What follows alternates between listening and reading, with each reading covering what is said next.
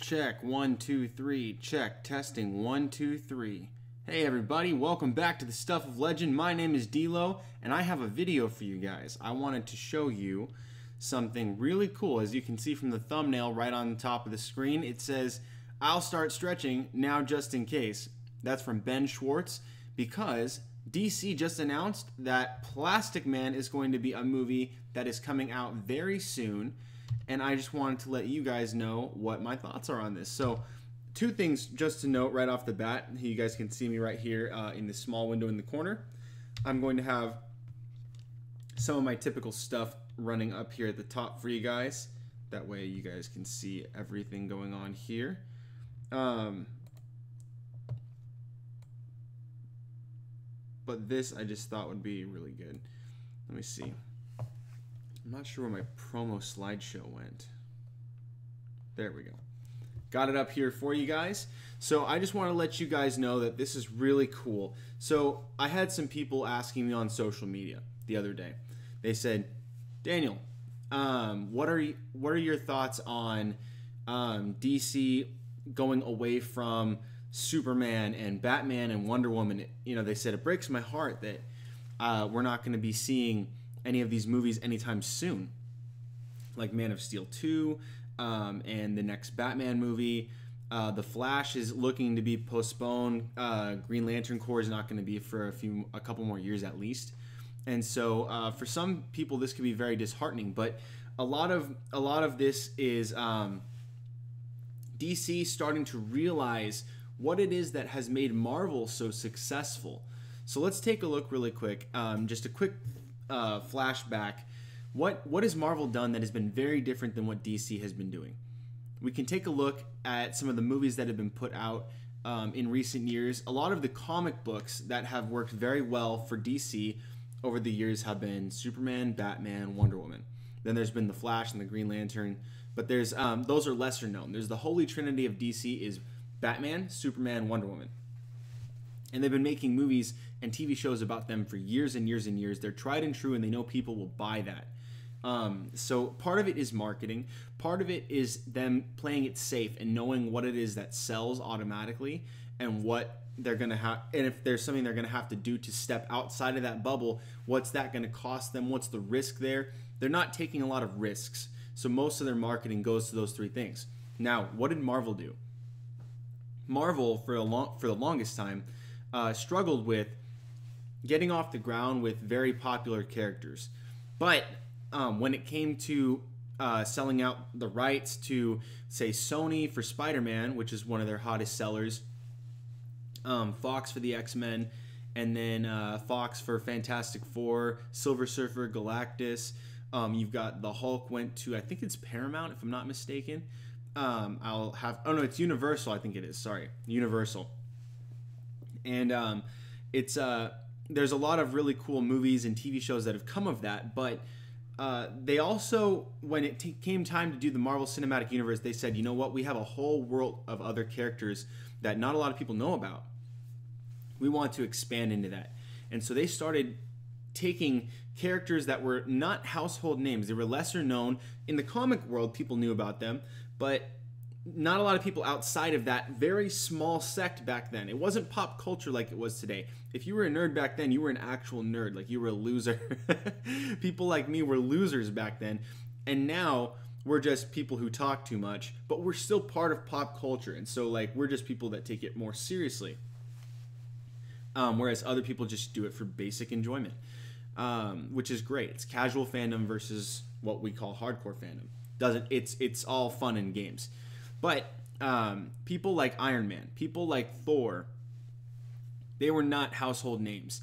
Most people knew about Captain America, but that's because it had been used as a positive propaganda during the World War to get people aware and try to get them helping out with the cause.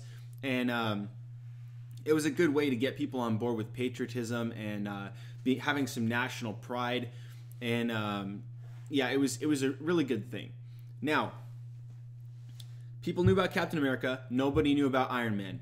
Very few people knew about Thor. People knew about the Hulk, but it's still, you know, people didn't know about people like Ant-Man, the Wasp. People did not know about. No one knew about the Guardians of the Galaxy. Even recently, nobody knew about the Guardians of the Galaxy until the movie came out. You had to be a real nerd, a deep cut, who was in the comic shops every single week. That was if you weren't that person, you never knew about them, and probably even fewer than that had ever even actually picked up a comic to read it, to know who those characters are. There's some really deep cuts, but what did Marvel do? They banked on that during the MCU, during the establishment, when Kevin Feige sat down and just said, you know what, this is where we want to go. We want to kick this off with Iron Man.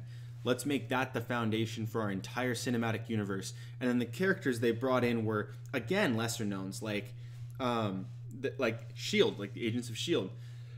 Nick Fury. They had, Black Widow. I'm sorry. There was a lot of different characters that they brought in that were lesser known, but now we're starting to see that this has worked tremendously because they're expanding the universe that we all know and love. Excuse me, I have like a tickle in my throat or something. I've got a cough. But anyway, DC has been able to see this in recent years, or rather days. So they've started to step away from, not totally, but they want to put a backseat to the three Holy Trinity characters that have been so very overplayed, which honestly, I don't think anybody's really ever going to get too tired of those three, but we need some space. We need to breathe. We'd like to cleanse the palate. So what they're doing now is they're starting to focus on characters like the Titans, characters like the Doom Patrol, Harley Quinn, the Suicide Squad. They're starting to bring in these other teams of characters so they can introduce mass amounts of characters at bulk so that the universe can build and grow. Some of this has worked right out the gate. Some of it has not. But I think that doing a character like Plastic Man, who's quite complex, he didn't originally start in DC Comics, but DC was buying up a bunch of comics back then. And so what he did was, here, let me see if I can pull this up. Blam! Got some Plastic Man action. So this one's really cool because he was a character that started out as a criminal. He started out as a crook, and then he became a hero.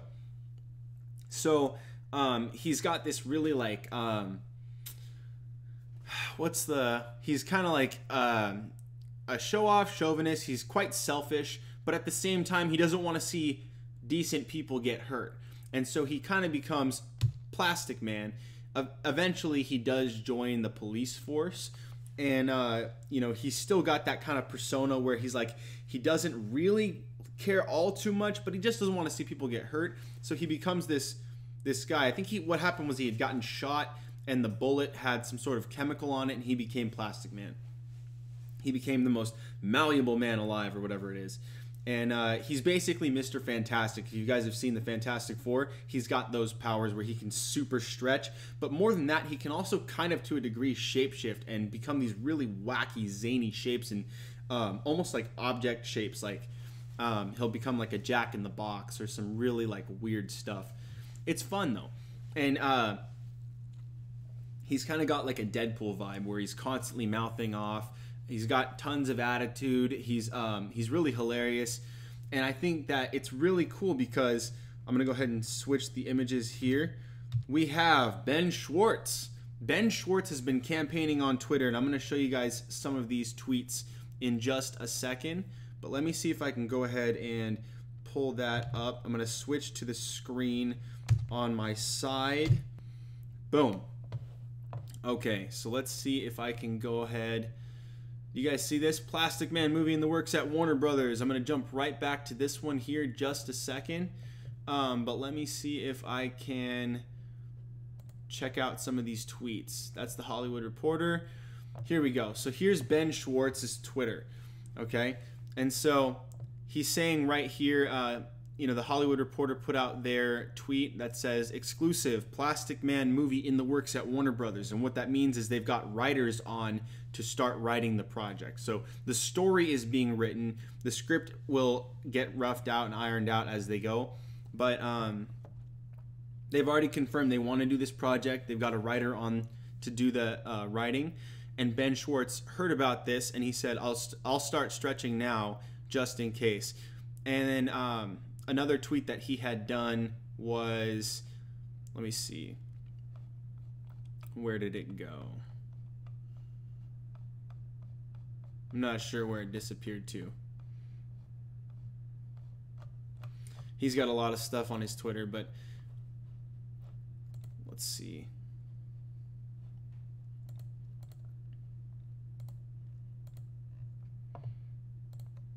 Here, I'll just jump right ahead to this one.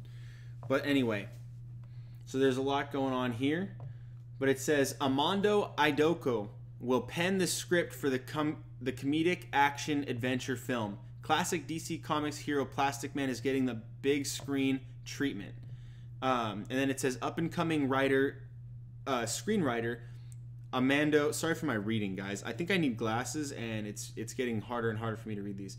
Amanda Idoko has been hired to pen the script for what will be a comedic action adventure for Warner Bros. Bob Shea, the former co-founder of New Line turned producer, will executive produce. So they already have the producer for it.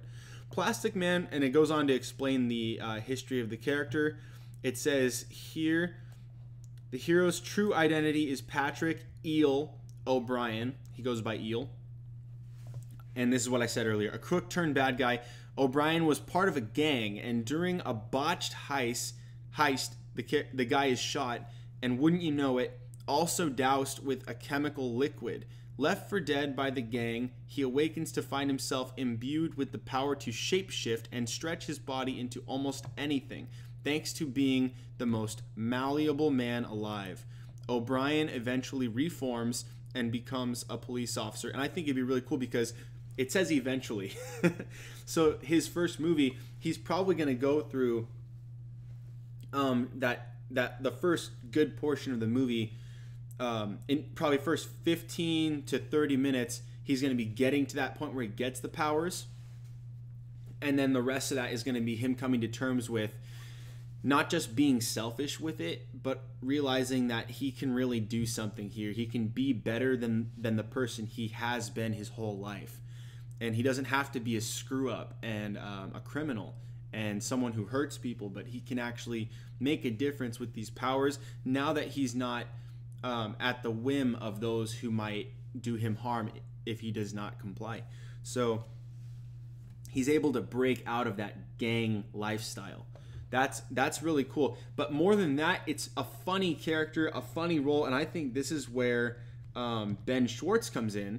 Ben Schwartz is hilarious. If you guys have seen Parks and Recreations, he plays John Ralphio, and that character is there with the character Tom Haverford, played by Aziz Ansari.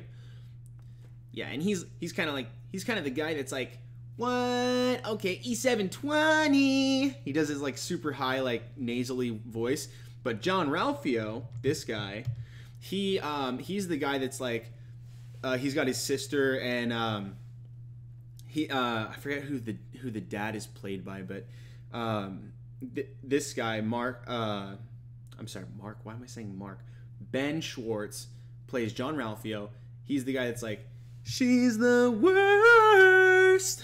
Does that whole like weird singing thing everywhere he goes, and then he joins in with Tom Haverford to do E720 and open the like nightclub and the bar and whatever. He's always got those zany, not successful business projects because they keep blowing all their money on partying. But this guy, I think, has the chops and the experience to play a character like this. Not only that, he's got the look. So I'm gonna go ahead and pull up for you guys one more time my my thumbnail. I did this art piece so that you guys can see the comparison that he has. You just slap the glasses on the guy and then you just use CGI for the rest, right? That way he can stretch and twist into different things, and it'll be really weird, wacky, and zany. But also he's got the ability to play a scumbag, a douche rather, and I think that's something that's going to be very helpful for him. So in this role, I think that he would be great. I'm sure that there's other people that could potentially play this character, but I think that it's really good that Warner Brothers has someone that is so great and perfect for the role right out the gate saying, pick me, I'll do this. And he's saying stuff like I'll start stretching now just in case. You know, he's like, people have been doing fan art of this guy. It's pretty cool. It's pretty cool to see him just jumping out at the role. So that's something that I wanted to point out. Not a whole lot else I wanted to go into here, but you know, I think with that being said, it's probably going to be something like the next